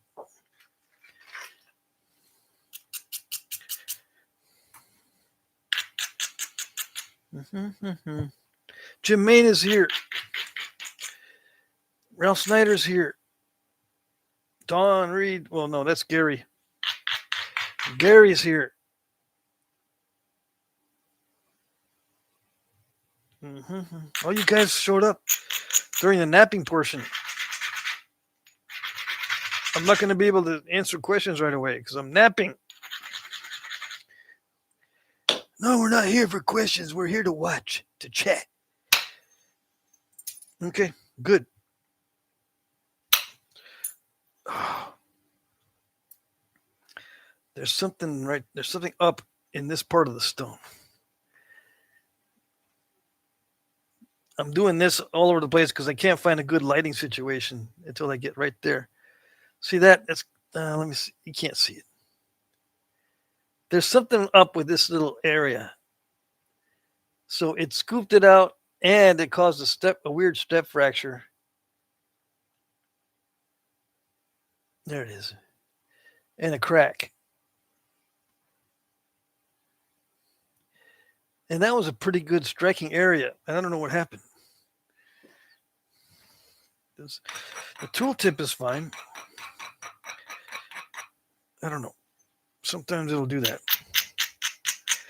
Yeah, when it starts to get thin, that's when you know if it's high grade or not.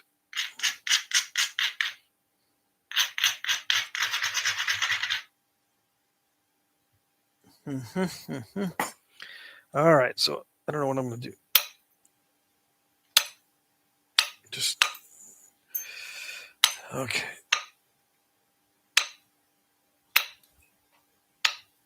I got to be more careful about how I remove these bold flakes. It doesn't like it. When it starts getting thin, it's not liking these bold flakes.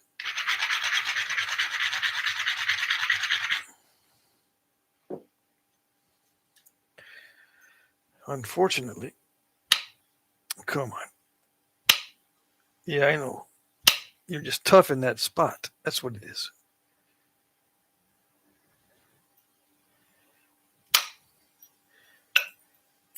Is it almost? It's almost gone. Okay, see. I got that out of there, but now it's got a curve. Slight curve to it.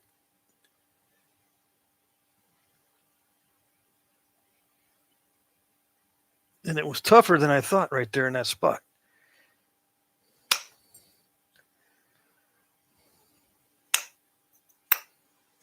So take the curve out by thinning down the point. It's not doing it.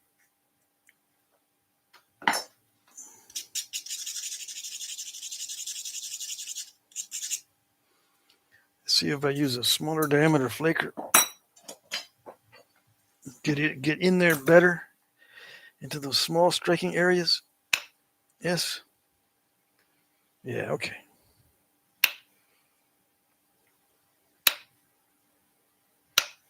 No, not like that.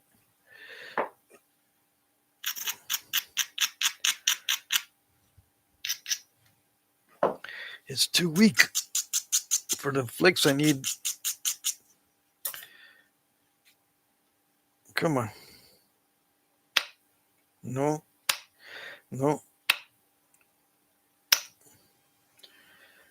Yeah. Almost did it.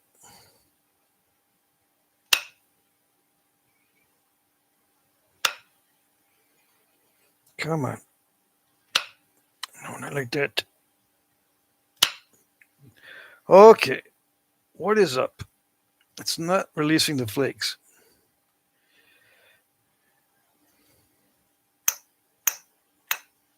That side is fine, but the other side. What is up with you?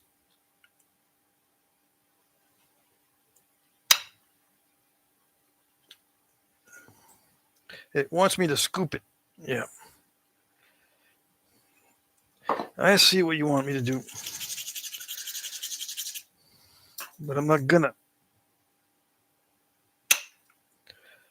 I do my best not to scoop. Come on. Almost. Okay, so I'm trying to thin down that point so it straightens out. It's almost straight. but I can't get the lump out at the very tip. I've been pounding away trying to get rid of this thickness right up here. And it won't do it from the sides easily.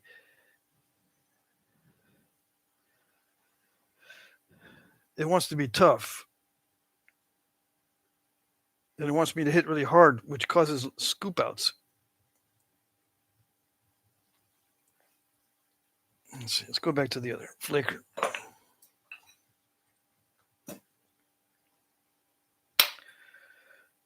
Yeah. Part of taking the curve out is also working on the base. Because now when it's got a curve on the front, it affects the center line of the whole piece. Now I got to remove a lot from underneath here. So that's what I'm doing now.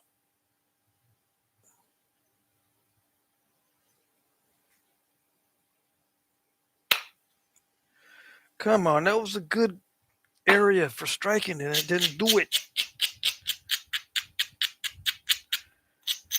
It's going to want me to hit a little bit too hard. Come on, you're supposed to be high grade. I told everyone you're high grade Georgetown. What's up? There we go.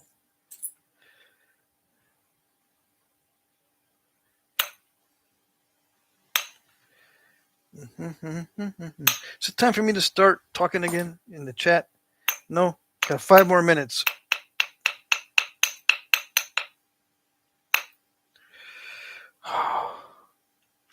Too much edge removal is nerve-wracking.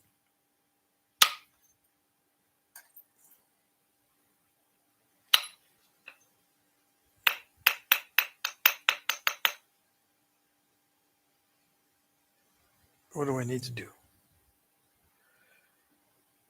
I need to do that. Yes, yes. I need to take a big flake here somewhere. This edge doesn't look right. There's no good opportunity sometimes. So gotta re-chip the edge a little bit. Yeah, it looks a little bit better. Okay.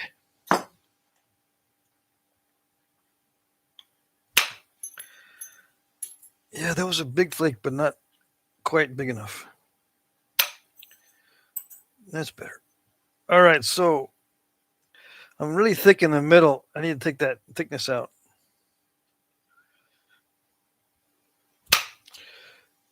Without snapping the whole thing. And as usual, the opportunities are not that good. So, come on.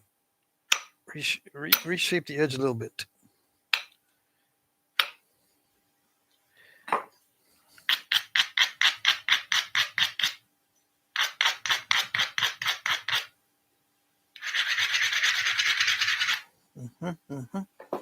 All right. Yes.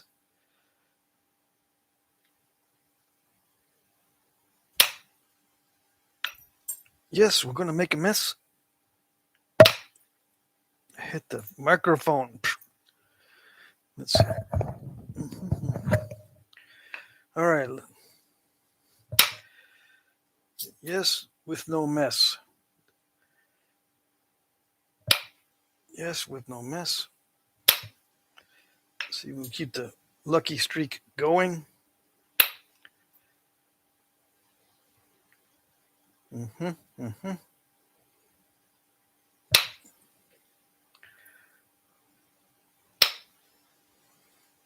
Georgetown will be very cooperative, but it'll also show mistakes easily.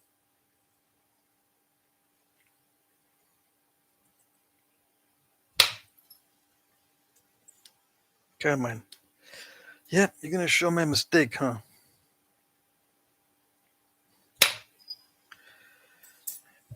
That was good. Let's pop that one out. I got one little step fracture in the middle. There it is. Alrighty, so Now comes the next stage. So this is what I got so far. The next stage is thinning the ends, sides, and figuring out where I can also take those final thinning flakes. Like it needs to be removed here to get it thinner there, but it depends on the style of point. Like for a Pedernales point, I can leave that thick right there in that spot because the Pedernales point is thickest right where the barbs are.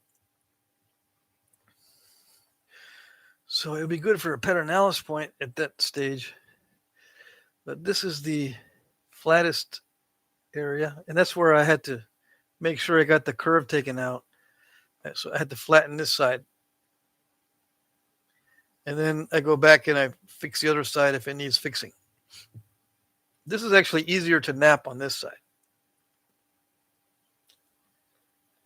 It's got more convexity.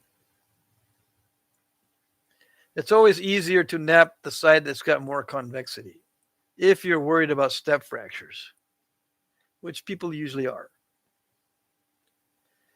If you're not worried about step fractures, you can hit toward the middle and leave little furrows and steps in the middle. And sometimes the middle actually gets thinner than the edges, if you don't mind those furrows and step fractures in the middle. But if you're someone that hates step fractures, you need to leave it convex like this. It'll run flakes much easier. So I don't have any more room to run large flakes on this side because it's too flat for most of these large flakes. All right, so that's the size of the biface that I got from that chunker. Plus I got some, usable flakes. Is it translucent? Is all Georgetown translucent? No, not all of it. Some is more translucent than others. This is pretty good, actually. Nice. Okay, what have I missed?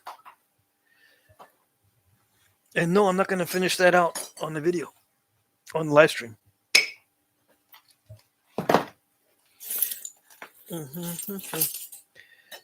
People, their eyes glaze over anyway.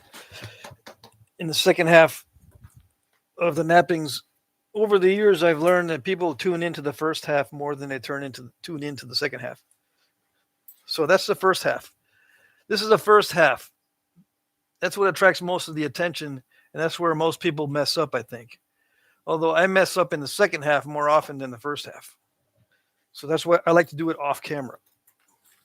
So I don't have to have extra distractions or challenges due to the filming and talking and stuff. Okay. All these chips, where do these chips come from? What am I doing? Am I breaking stones inside my house? Oh yeah, I've got some little handles. Does it fit in the handle? Hey, it fits perfect. Yeah. Perfect thickness. Is this what I would use? No. The notch is too shallow. I would use a much deeper notch. Do I have a deeper notch thingamajig? Oh, I do have a handle that's got a deeper notch, and yeah. It fits perfect. How do I know? I don't know. I mean, how do I know to nap it so it fits perfect without even knowing? I don't know. But that's how I'd mount it as a knife. Okay? And if you put notches in it, I make sure that the notches match the edges of the wood. Yeah. So you can see where the notch is going to go in. And the barbs are just extraneous. They just make the edge longer on a knife handle like this. If it's got barbs on it, the barbs don't do anything. They just make the edge longer. You see what I mean? Or no? So that's how I would mount a knife. This can also be used as a spear point, but I've said many times before, I prefer bone for spear points because If I have that on the end of a spear, it only takes me 20 minutes to knock off the tip, walking around in the woods with a spear. Even bushes. I've knocked stuff on bushes and broken off the tips. But if it's a knife, I got it sheathed. I only take it out when I want to tickle some ribs. All right. Let's see. Where am I? Okay. Whoops. It's a strange angle, I know, but the lower angle allows a better view of the napping, in my view. Okay. My eyes are already getting sore. What do we got? What do we got? Let's see.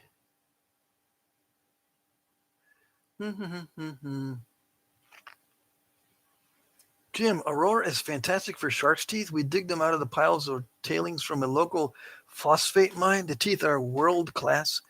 Shark's teeth? Okay, let's see here. Who is in the chat that I missed? Ralph Snyder says I might be stopping at the Nethers farm on the return trip from somewhere. I'd love to go to Nethers farm too. Talking about Nethers farm material. 10 more minutes. If you have any questions, get your questions in quick. Let's see.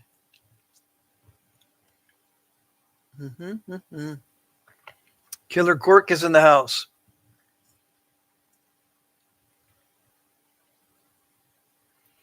Let's see.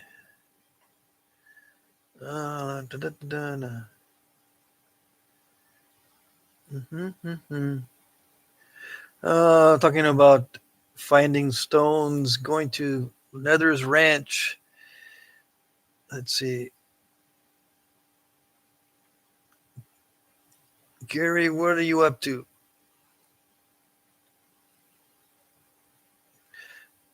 This is interesting. Bushy says, I get my rock down to a pancake 5/16 before I go to indirect. So you just measure by inches and not by ratio? Let's see.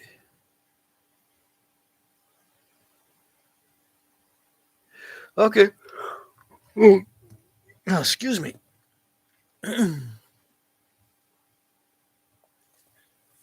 Gary says, how are the views on the no talk videos compared to the talking ones? I get about half the amount of views on the no talks that I do on the talk videos. And that's usual. That's common to get half the views on the no talks. But the ones that watch the no talks, watch them for longer.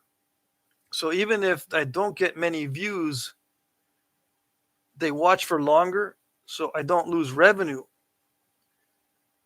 In fact, after that AI stuff that I was doing, I lost a bunch of people, not many subscribers, but I guess people that had me on notifications, they stopped getting my notifications because they unnotified me. They unnotified me. Anyway, I still have the same amount of revenue because now the engagement's better. So I lost a bunch of people that were watching my videos only for short periods of time. The ones that stayed are watching for longer. So my actual revenue per view has almost doubled. Believe it or not. Even though if you look at the view count on the videos are less than normal, I haven't lost any revenue because I'm getting more per view now. Because you guys are watching longer, you guys are commenting, and apparently there's higher quality of viewers now. Anyways, I will do talk videos, but I'm using the live stream mainly now for the chats. So when I talk from now on videos, on the normal ones, it'll be mostly instructional type talk. I'll do all the yap, nap, and smack talk on these live streams. Let's see. Bren says, thanks, Patrick. It's a great stream. You're welcome. Chief Crush Gore. I don't think I've seen you before. I feel like the shark teeth would be hard to notch and fit as an arrowhead, but I've never tried, so I don't really know. You just need a thick foreshaft. That's what I would do. Gary says, how are the views? Okay, I read that one. Killer Cork says, every day is Christmas when you're napping crafty creations. I wish.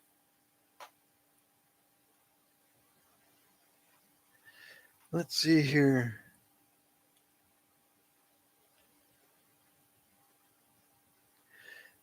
Bushy says, I don't do indirect on any fat rock, but most of my rock napping are larger rocks.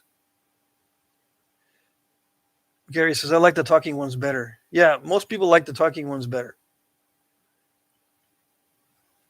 Yep. But the no talker are much easier for me to make and a lot less stressful. And I get a higher quality of viewer. Not saying that according to the algorithm, not according to you as a person. According to the algorithm, is a higher quality of viewer on the no talks because they watch longer. Let's see. Gary says, I think the 30-minute videos are better than long videos. People's attention span is short. Yeah, that is true. Yuri is here. Charlie Kirk was shot in Utah campus.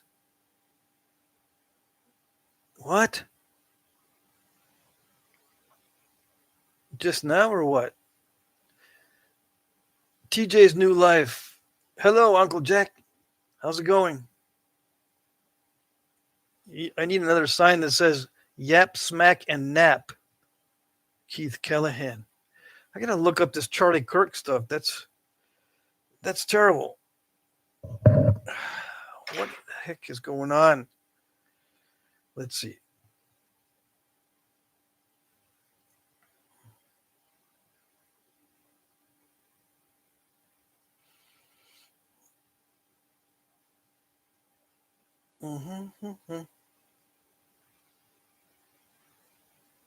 Okay, come on.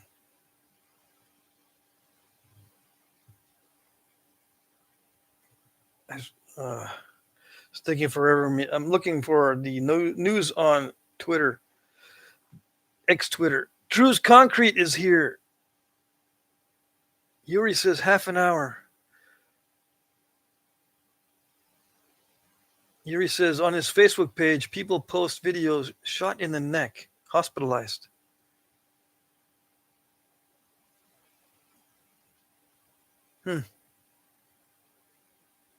Yeah, let me see. I can't depend on just normal media news, but my X-Twitter is not working.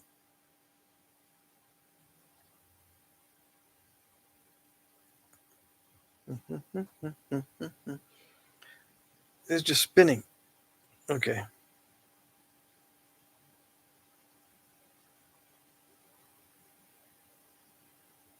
Am I not pushing the right buttons? Because I keep getting the spinning stuff and.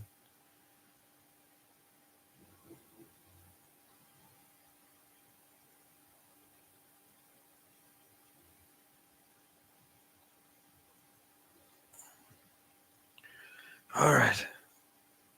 It keeps going the same way. Maybe I can't.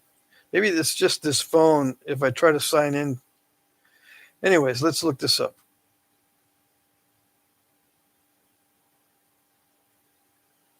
Excuse me. Pardon me.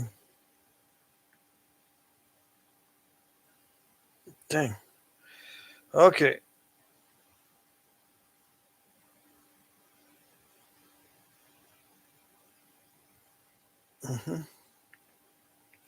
I'll look it up later. It's going to take me forever. Let's see here. Sorry for the interruption. Bushy says a suspect is in custody. The university said in a statement Kirk was invited by a student group and was speaking when a shot was fired from a campus building about 200 yards away. He's in critical condition. Holy moly. Okay, I will look it up later. That's news for sure. We only got a few minutes left, or 1 minute left on the live stream. I'll look it up in a minute. Just got that on CNN. Is he a napper? No, Charlie Kirk is a commentator.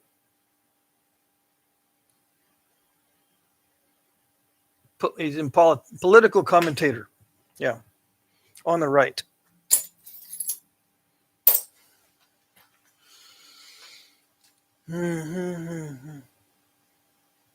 Ralph says, my wife found a possible square-cut diamond laying in a parking lot on this trip.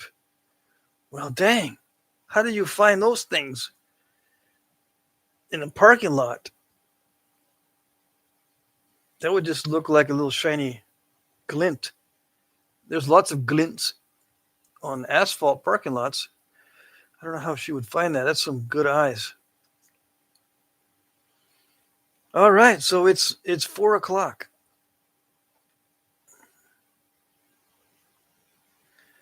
Mike Mason says shot at 200 yards, so it was definitely a rifle. Yeah. Yep, I'm going to say goodbye, guys. I'm going to say until next time, same channel, same station. Hope to see you on Friday. That's the next live stream. I'm going to make more of these knife handle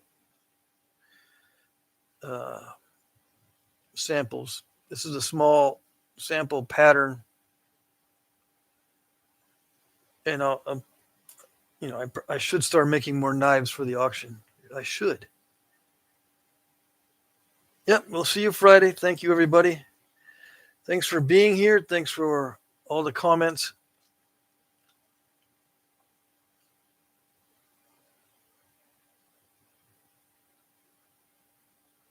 Drew's Concrete says, hopefully I'll catch more on the next one. Have a good day. See you. Okay. See everybody Friday. Yeah, knives do sell well, Bushy. Yep, that's for sure. They're selling better than they used to, from what I'm seeing. Yeah. I don't know. I guess there was a glut or a whole bunch of knives being sold a few years ago. And when I tried to sell knives a few years ago, they didn't go for very much. But just in the past couple of years, it looks like there's been a high demand. Too much data probably, to access the news. Bushy says there's a craft show this weekend. Oh, dang. I got to get in on some of those. Yeah, prayers for Charlie Kirk, says Mac Bales. All right, guys, I'll see you next time. Good to see you. Friday is the next one from 8 to 10 p.m. Eastern. All righty. See you then. Bye-bye.